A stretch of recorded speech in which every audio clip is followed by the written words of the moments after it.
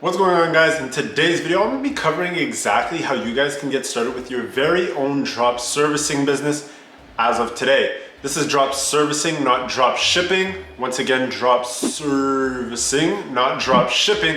If this is something that you guys want to see, make sure you leave a like, comment, and subscribe. Watch the video till the very end. And without wasting any more time, let's get straight into the video.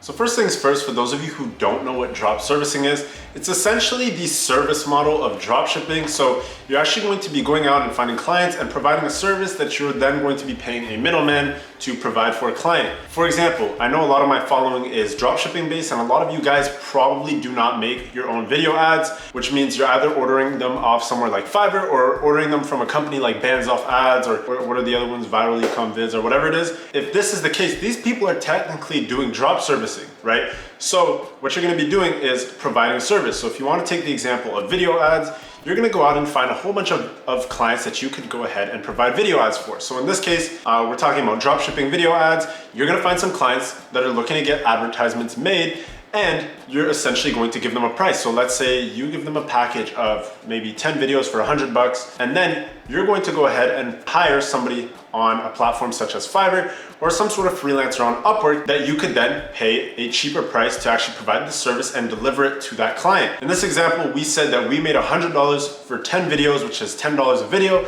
You could then go pay out one of your freelancers $5 a video, and in that case, you'd be keeping a $50 profit. You make $100 from one client, you spend $50 on essentially providing that service to your client. Now, by the sound of it, I mean, this is just an example. So, you might be like, okay, $50 profit isn't much. That is a 50% margin also, which honestly isn't bad. But if you're doing video ads, you can honestly charge a lot more than just $10 a video. I mean, $20, $25 a video would work as well. And in that case, it puts you all the way up at about $250, and you could probably easily pay somebody on Fiverr to go ahead and make this for $50, right? So that's kind of how you have to look at it. And you really have to look at the scale of things. Obviously, the goal is to generate multiple clients, maybe 1, 2, or 3, a day, and that already puts you at, a couple $100s a day in the green. That's essentially what drop servicing is. It is the service model of drop shipping, where you are essentially the middleman between the client and the actual service. And this is something that's also very scalable, because if you just think about it from the broad scheme of things,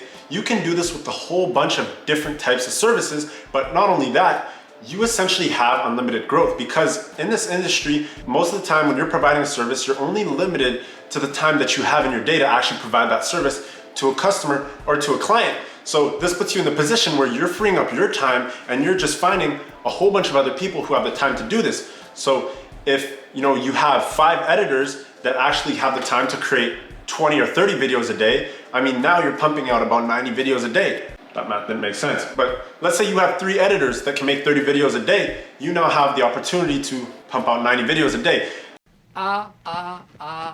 Staying alive, staying alive. Staying alive, staying alive. Obviously, that's kind of pushing it. I think maybe one editor would be able to push out about 10 videos a day. So that kind of gives you an idea. But point being, this is something that is very scalable, and moving forward down the line, as more and more volume starts to come in, you have the opportunity to actually expand your team. So with that out of the way, now you guys know exactly what drop servicing is. So we're gonna talk about how you can get started with your very own drop servicing business. So the first thing you're gonna wanna do, just like any other business, is actually pick your niche. What niche are you gonna be working in? This channel is based off e-commerce.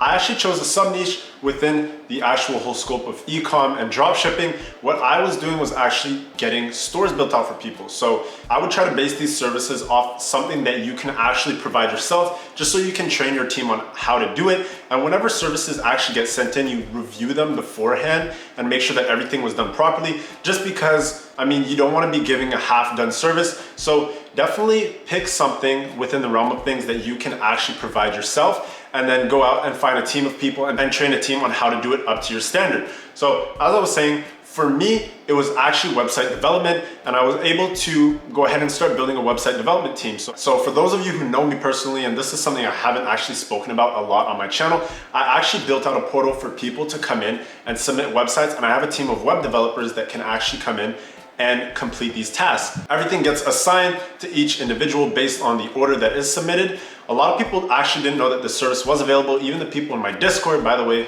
if you're not in my Discord yet, join the Discord. The link's in the description. But yeah, even the people in the Discord aren't even aware of this yet. So I guess this is kind of the first time that I'm bringing this to YouTube. And I'm not even saying this for any promotion purposes because this was something I was mainly doing last year. I still have the portal available and haven't really been taking many submissions. And I've moved on into a little bit more high-ticketed stuff, which we can get into in another video if this is something you guys want to see. If you do want to see a video on what I'm actually presently doing, leave a comment down below just letting me know that you guys do want to see that video. But I don't want to waste too much time on that. So coming back to the niche, how to actually go ahead and choose your niche. Once again, pick something that you're actually capable of providing for yourself, whether it is some sort of videography, product shoots, things of that nature that you might be able to provide, whether it's web coding. Essentially stick to that. There's definitely something that you guys can do, and if you can do it, you can learn to do it. So if you're within the e-commerce industry, I would definitely say find something that also provides a lot of value that a lot of people are missing out on, and that you could honestly provide to clients that will be sending you in bulk orders, right? Because one of the biggest things moving into the next step is actually how you're gonna be getting some submissions and how you're gonna be acquiring clients, and there's many different ways to do that. So we're gonna go ahead and skip over to section number 2. And this section, we're gonna be speaking about client acquisition. So how are you guys actually gonna go out and find your clients? As I was saying, we are sticking with the web development niche, specifically dropshipping stores. In this case, what I actually went ahead and did was find a client in need of this service. Now, this was an agency that I'm not gonna disclose in this video. I was referred by a friend, and essentially they needed consistent web orders, right? Now, in this case, I did have a whole bunch of different submissions coming in from other places, such as Upwork, such as Fiverr, because we did make ourselves available on all of these freelance platforms. However, finding an agency or finding a couple agencies that could go ahead and white label your services and you could stick with will be very beneficial with you, because they're gonna be giving you a consistent flow of orders, right? Instead of you having to fulfill the orders coming from different freelance platforms, what I actually did after working with this first agency was go ahead on Upwork and find a whole bunch of different agencies that did need our web development services. So all of these agencies that were in need of our services actually had their link to their website, so you could go on there and essentially find clients that you think fit your ideal agency. They usually have their email linked on their agency website, and you're gonna go ahead and start emailing all of these people that have their emails on their agency website. So once you get these people on board, you're essentially gonna give them a bulk quote for all of your services. Let's say they order a pack of 10, a pack of 20, a pack of 30, a pack of 50, a pack of 100 of whatever service you're providing. So I was actually going in packages of 25, and that's actually what I moved forward with. Sometimes there were orders of 10, 15, and 20. We've usually been fulfilling orders and all of these services within the range of 10 to 25 orders at a time. So definitely make sure that you obviously aren't over promising certain businesses, because a lot of times what people will do is over promise in order to get a big payment. But the thing is, at the end of the day, if you cannot provide that service in the amount of time necessary and you can't provide it with quality, you're essentially going to lose a client. So client retention is a much bigger thing and plays a much bigger role in the success of your actual drop servicing business, as opposed to quantity of clients and essentially the quantity of orders that you are fulfilling. With that being said, this brings us to section number 3, and this is going to be on how you can expand your team, how you're going to be growing your team, where you're going to be finding people to complete these services for you and fulfill your orders. So obviously you could go ahead and find certain people on Upwork and certain people on Fiverr. What I did was look within my small network of people and really figure out who could actually build dropshipping stores and who would be more than happy to come and work with me and actually care about my clientele. Luckily, I did know a couple people that could build stores, and they essentially worked their way up to a point where they could pretty much complete a store within about an hour, 2 hours, really depending on the difficulty of the website itself. So that's how I essentially started off and really started building my team up. From there, I went ahead and posted a gig on Upwork and started messaging people on all these other freelance platforms. This essentially got me to the point where my first website developer was actually now able to train a whole bunch of different people on building up these websites, right? So now he plays a role where he's kind of the manager, and then we have a whole bunch of other web developers that are coming in, fulfilling all the orders. Then he's gonna be taking care of quality control, and now we essentially systemize everything in a way where every time an order comes in, it gets fulfilled within a certain amount of time, and then also goes through a quality check before being sent back to the client. So definitely look into your small network before going and posting, gigs on Upwork and gigs on Fiverr, because at the end of the day, these are not people that you can necessarily trust. And these are not necessarily people that are always gonna care about your business for the most part. So really find somebody that cares about the business more than the money and actually just wants to build this up with you.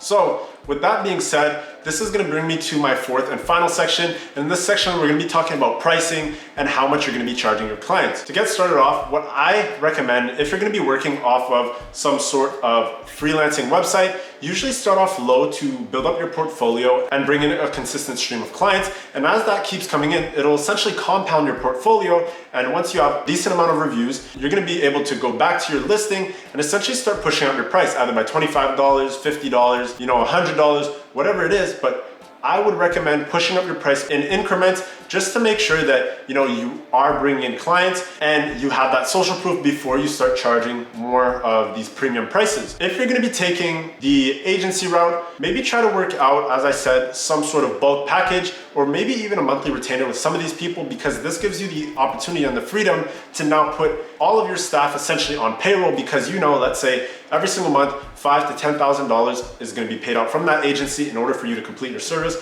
whether it's web development, whether it's video editing, or any other service. And from that, you essentially have 5 staff on payroll. You pay them $1,000 each. This leaves you with a 5K profit each and every single month, right? So you really have to systemize things like that and really think through how you want to do things and really try to work out different offers with these agencies. As I said, the agency route is honestly the most lucrative, at least in my mind. You definitely make money also taking the freelance route. However, the freelance route is more so quantity of clients versus having one quality client. Some people may say going the agency route puts all your eggs in one basket. However, as I said in one of the previous bullet points, client retention is very big. If you can keep one agency on board for at least 6 months to a year, this is much more valuable than your hundreds or if not thousands of clients that came in through your freelance gigs, right? You now built a relationship with somebody that might be able to even refer you to somebody else later in the future if you guys still aren't working together,